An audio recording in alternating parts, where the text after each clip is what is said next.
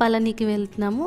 ఇంకా రోజు నైట్ అక్కడ స్టే చేసి నెక్స్ట్ డే మార్నింగే 5 కల్లా టెంపుల్కి వెళ్ళడం కోసం స్టార్ట్ అయ్యాము. ఎదురయ్యారు.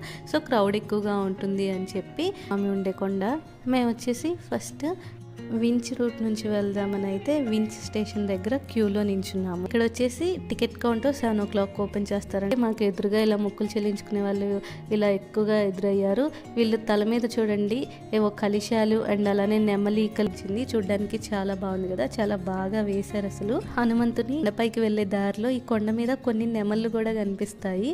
అక్కడ చెట్ల మీద కొండ మీద క్యూ లైన్స్ చూసి చాలా భయపడ్డాము. చాలా క్యూ లైన్ ఉంది, ఎంత టైం పడుతుందో దర్శనానికి అని చెప్పి. ఈశ్వర స్వామిని 9 రకాల విషపూరిత పదార్థాలతో తయారు చేశారంట.